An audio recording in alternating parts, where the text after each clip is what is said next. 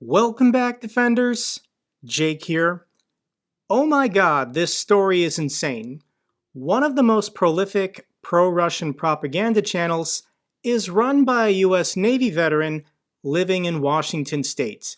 Donbass Devushka, whose real name is Sarah Bills, previously claimed to be from Eastern Europe. This account helped to spread the leaked classified Pentagon documents that were posted on Discord by Air National Guardsman Jack Teixeira. If you've never heard of Donbass Devushka, she's probably the largest female English-speaking pro-Russian military blog on Telegram.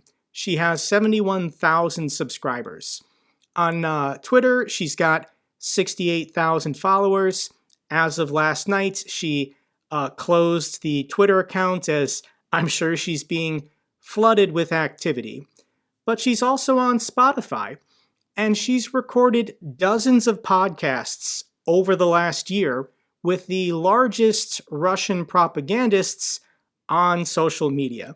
So we've got Gonzalo Lira, we've got Ian Miles, Scott Ritter numerous times, Jimmy Dore, the guys from the Duran. She also does have a YouTube channel, but she just uploads her podcasts available on Spotify. And this is Sarah Bills. She's from New Jersey. She's 37 years old, and she managed to convince all of the largest pro-Russian propagandists on social media that she was a woman from the Donbass region, going back and forth from the city of Luhansk to Rostov-on-Don, where in reality she was a US Navy service member who was discharged last November, and she owns a tropical fish store in the state of Washington. So on the bio of her Telegram, from which she posts dozens of times a day, Bills says the account is Russian-style information warfare that brings the multipolar world together. The account ironically once posted a screenshot of the popular meme reading, "I'll serve crack before I serve this country," meant to signify that someone would never join the US military. Sarah Bills had been serving in the US Navy since 2009, and she was only discharged last November. So here she is, and I'm sure on social media, more pictures of her time in service are going to appear, but this is her in her naval uniform. And she was an E7. She was a chief petty officer with 14 years experience on active duty, meaning that if she could just make it 6 more years in the US Navy, she would have retired with the full pension. If you're an E7 and you're 14 years in, you definitely want to do those last 6 years of service. Now, the story just gets weirder and weirder. Originally on Twitter, she started posting last summer, and she used the Twitter account Luhansk for Life, but this account was suspended by Twitter for violating their policies. But when she first appeared on Twitter, she was using the name Mila Medvedev. That is the Russian name that she claimed was her real name. And here are some of her first tweets from this account. "Hello, I have risen. Let us rejoice and be glad. We shall have space today. My name is Mila, and I'm ready to die for Luhansk. I love you all. I am wondering why Slavic girls are prettier and smarter than other nationalities. Bills, the family name, is Anglo-Saxon. She's from New Jersey. More than likely, there's a little bit of Italian in her. Yet she claims to be a Slavic woman. OMG, hi, I have never been to Twitter ever." Sarah Bills has been on Twitter since 2012. Sarah Bills, 37, a veteran who served at Whidbey Island in Washington state, was outed as Donbass Devushka, which translates to Donbass Girl, an online personality behind a vast network of pro-Kremlin blogs, podcasts, and fundraising accounts. For the last year, this woman has been saying, "Give me donations, give me your money, help the people of the Donbass region, help Russia win this war." And she's from Oak Harbor, Washington. This is north of the city of Seattle, close to the Canadian border. Oh my God. And she recorded dozens of podcasts with all of the largest pro-Russian propaganda accounts, and she did it using a fake Russian accent. She doesn't speak Russian. She's never been to Russia. So let me share with you a couple sound clips of her faking a Russian accent. So this is her, this is Sarah, with the guys over at the Duran. We're all kind of having the same sentiments, like, the governments are being very anti-Russian. So I do think that most people really do back Putin, because not necessarily because they love. She believes that most people in Russia really do back Putin.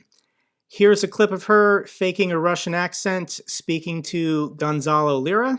Talking about was the Mariah group, the aid group that was in the spaces, and they're mentioned in the New York Times article as an example of wasted money, who spent about $100,000 from their donors on night vision devices, and they ended up being less effective than the Chinese model.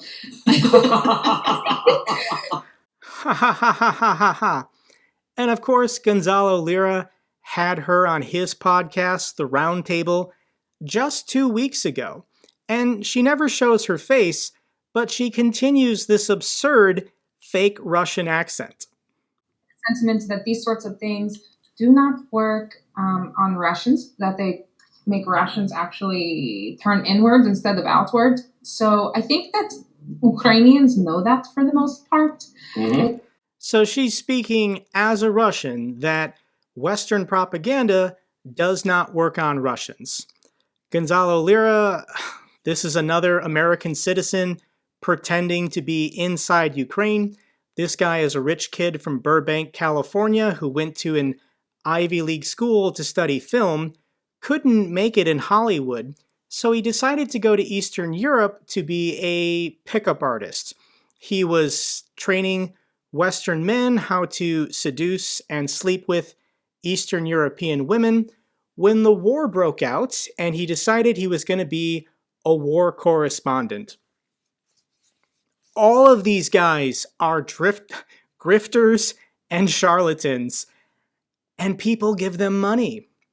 So here's one more clip I have to share with you. This is the Donbass Devushka podcast with Jimmy Dore appearing on it. I approach from geopolitical angle, me and JM, just me for the most part. And I think that we're both comfortable with being accused of being Kremlin bots. So we're both political scientists with focus on Eastern Europe, specifically World War II and on. So I'm from Russia. I was born there, and obviously this is of great interest to me. She's not from Russia. She was not born there. That is not a real accent, and she has no formal education in history. I think she has an unfinished degree from Arizona State University. So if you want the full details, I will link this article down below from Malcontent News. They're the ones who really broke this story 2 days ago, and all the other major news networks, like the Wall Street Journal, have picked it up. But let me read for you some of the highlights of this article. When Russia expanded its 2014 invasion in February of 2022, Bills created multiple personas on Twitter and starting in April, added Telegram. By the summer of 2022, despite only having an audience in the tens of thousands, she started hosting a podcast that included Jackson Hinkle, Scott Ritter, Garland Nixon, and Russian state media journalist Fiorella Isabel as guests. Some of the interviews occurred while she was still on active duty with the Navy and would have required a foreign contact disclosure. The guys at the Duran are British. If you make contacts with foreigners, you have to disclose that to the security monitor with your unit. Sarah Bills, last summer, still had a security clearance while serving on active duty and was hosting Russians on her podcast and not disclosing it to the United States Navy. She's in trouble.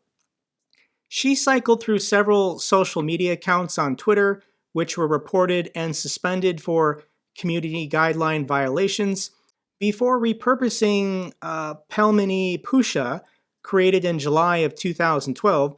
This is the Donbass Devushka account. In a year, her small following grew into a small disinformation empire on Twitter and Telegram under the brand Donbass Devushka, a girl and a cat against the world.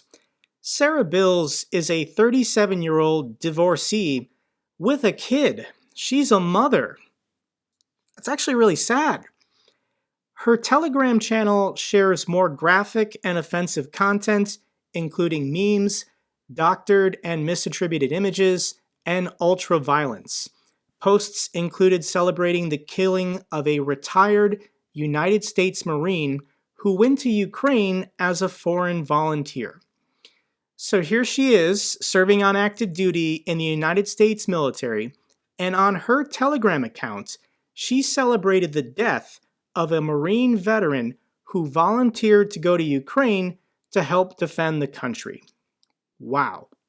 She also defended the video of a Ukrainian prisoner of war being decapitated by the Russians. So how did she get kicked out of the U.S. Navy? And in September of 2021, Washington State Patrol reported that an Audi SQ5 driven by Bills at a high rate rear-ended a Ford van as it attempted to turn onto Highway 20. Bills and the male driver of the van were injured and taken to the hospital. We don't have the specific details yet of why she was discharged from the Navy, but this kind of sounds like a DUI. If you want to very quickly end your career in the United States military, then drive your vehicle under the influence. But Bills claims she was kicked out of the military due to her leftist views. Former associates expressed concern about Bills' mental health and described her as a habitual liar. In talking with her mother, the Wall Street Journal called her mother, she indicated that her daughter frequently made up stories and that she was somewhat disconnected from her own daughter. Wow. So how does this relate to Air National Guardsman Jack Teixeira? And Jack leaked all of these classified documents, hundreds of pages, last December and January. And they didn't really go anywhere. Some people on 4chan noticed them, but people didn't really recognize what this was. It was Sarah Bills. It was Donbass Devushka who first published the papers, the top secret and secret classified documents, on her Telegram channel. That's why it went viral in Western social media. And according to Bellingcat, these were the first appearances of the falsified versions. So there's two versions of these documents. One showing that Russia is experiencing horrendous losses, way more than Ukraine, and then obviously Photoshop versions where Russia has barely lost any soldiers at all. More than likely, Sarah Bills is the one who doctored these secret and top secret documents to make it look like the Russian losses weren't as bad. Holy cow. So a cloudy future.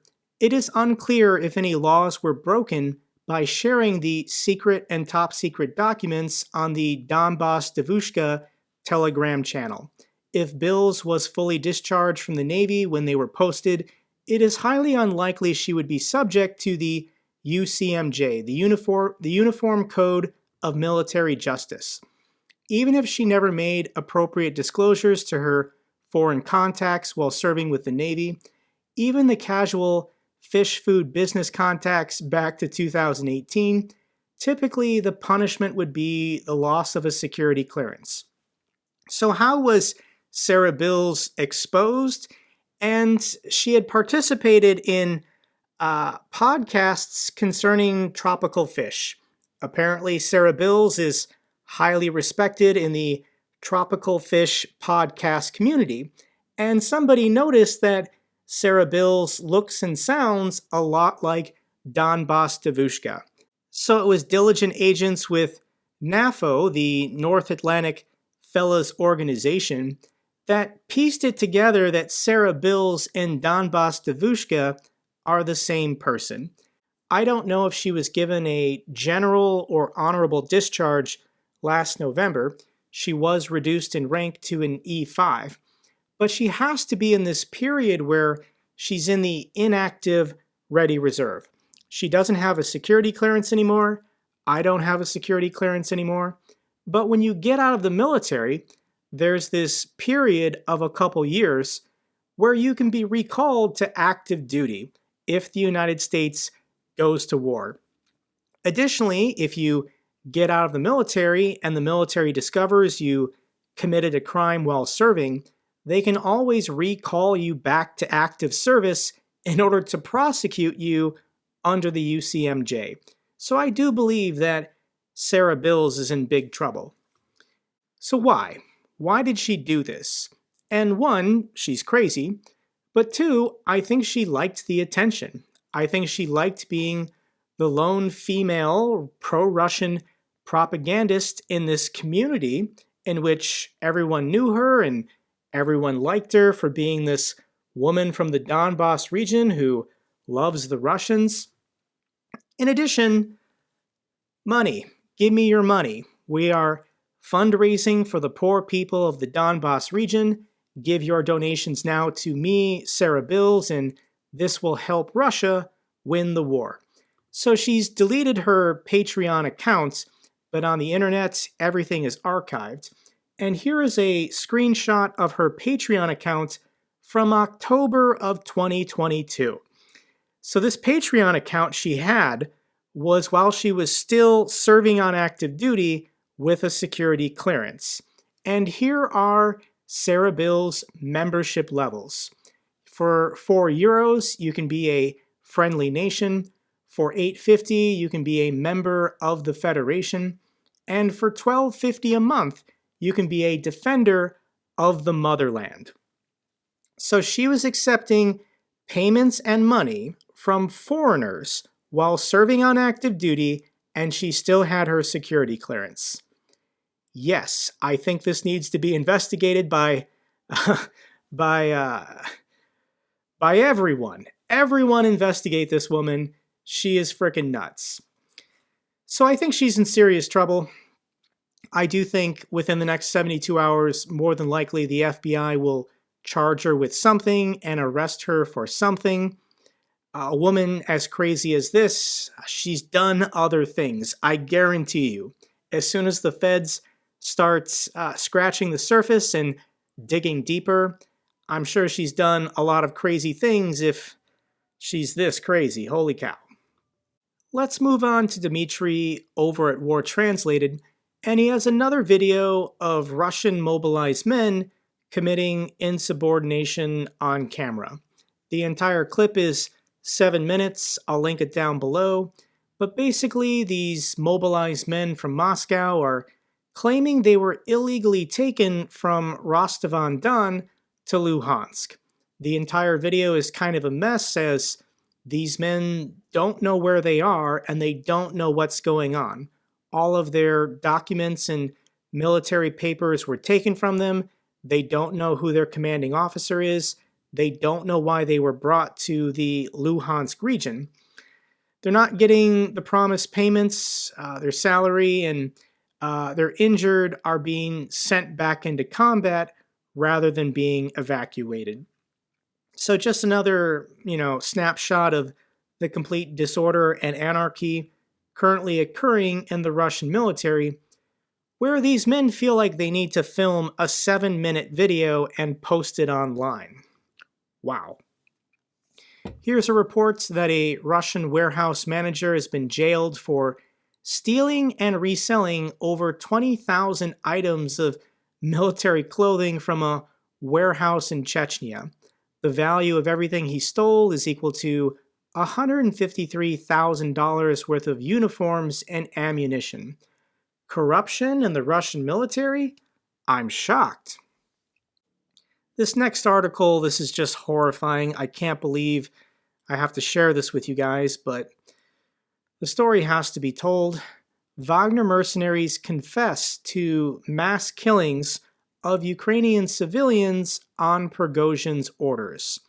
So the former commander of a Wagner PMC unit, a former convict of the Penal Colony 13, 42-year-old Azamat Uldarov, told how he killed Ukrainian civilians following the orders of the Wagner Group founder, Prigozhin. The entire interview was published on gulag.net, on YouTube, and Anton on Twitter has posted and translated to English some of the snippets. So let me share with you about a minute of this former Wagner mercenary confessing to killing 5- and 6-year-old Ukrainian children. Она визжит, она маленький ребенок, понимаешь, ей 5-6 там год, я не знаю, 5 лет. А я выстрелил, ты понимаешь, контрольный. Ты понимаешь, я никого не должен был выпустить. Никого. Хотя была команда дата на зачистку, на ликвидацию. Всех, кто мне стоит на пути. Кто давал такие приказы? Ну, блядь, вот смотри, начинаем сверху. У меня был, блядь, Коршун. Айсман, ну, это Сталин. Это первый изначально командир, потом Коршун. Ну, над ними есть Пригожин, который нам, блядь, сказал не дать выхода никому, всех уничтожить. I'll link these clips down below if you want to watch them for yourselves.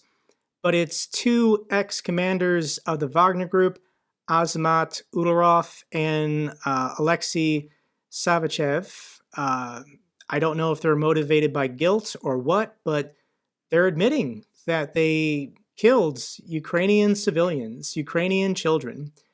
Here's a quote. This is the other Wagner convict. There was an order to shoot everyone 15 and older.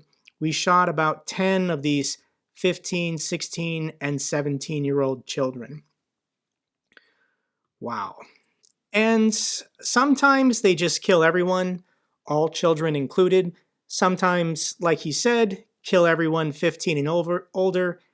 Take the children younger than that in order to send them back to Russia. Send them to these political re-education camps to Russify them. So when the Wagner Group or the Russian military kills their parents and steals these children, they erase their identity. So before they're readopted in Russia, the Russians change their name, change their birth date, and where they're from. So it's difficult or close to impossible for Ukraine to find these children and get them back in the future. So if you're a Wagner mercenary and you didn't obey these orders, your head was tied to your genitals and then passed off to the Federal Security Service. So if you were in the Wagner Group and you didn't do what you were told, you were just killed. You were shot on sight along with all the Ukrainian civilians. These clips are just blood-curdling. I don't know how to describe it, guys. There were 60 people there. I was given an order, come blow it up and set it on fire, destroying a pit with wounded and those who decided to leave combat and refuse to kill Ukrainians. So anybody in the Wagner Group who didn't do as they were told, they joined the Ukrainians in the pit. So Prigozhin has to be one of the most evil people on the planet. This is why Putin elevates him and empowers him, why he wanted the Wagner group on the front lines in Bakhmut and Soledar. Russia would rather these stories not get out, but it's impossible at this point. The entire Russian state is just one big war crime. Everyone who supports Russia supports this. What more evidence do you need than a former Wagner mercenary admitting to shooting a 6-year-old in the head? Russia tortures 86% of Ukrainian POWs, according to Ukraine's Commissioner on Human Rights. He revealed that his office has dozens of videos of Ukrainian prisoners of war being executed. So these are videos that have not gone viral on social media. The Ukrainian government has these videos, and obviously they're choosing not to share them because they don't want them to go viral, but there are more. There are more, and they are horrific. Okay, let's try and talk about some good news. This was a tough video, but the Bradley infantry fighting vehicles delivered to Ukraine from the United States, there's 109 of them. The comment that everyone was saying is they were delivered in that desert sand brown color, but they needed to be repainted for Ukraine. So this is what the Bradleys now look like that Ukrainians have repainted the vehicles. Also good news coming from Slovakia. They have officially handed over all 13 of their promised MiG fighter jets. There was some problem in that Russian maintainers had sabotaged a couple of them, but the Slovaks figured it out and got the planes fixed, and they are now in the custody of the Ukrainian Air Force. This video I want to share with you is of a Ukrainian defender on the front lines filming a video for his wife. Знаєш, виламую в такі моменти, коли дуже складно. Завжди думаю про тебе. Думаю про нашу сім'ю.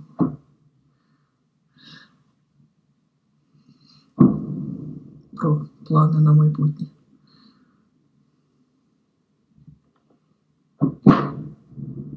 Які наступні проекти ми будемо робити.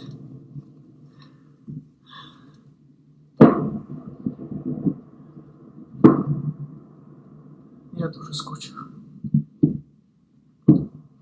Дуже.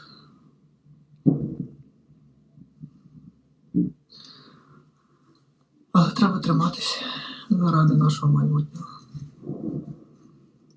Дякую тобі, що стала моєю постійною опорою. Дякую. I hope this defender stays safe.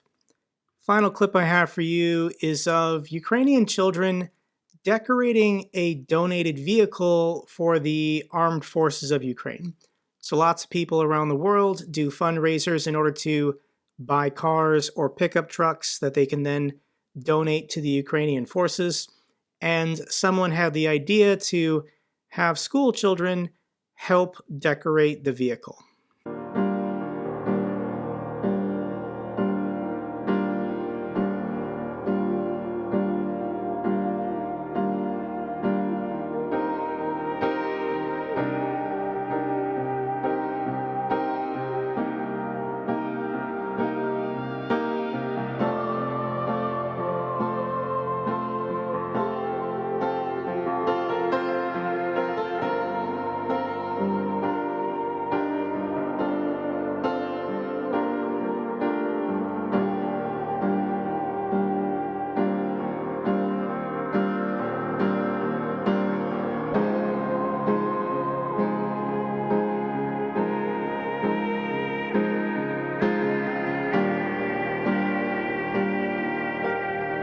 Russia is going to lose this war.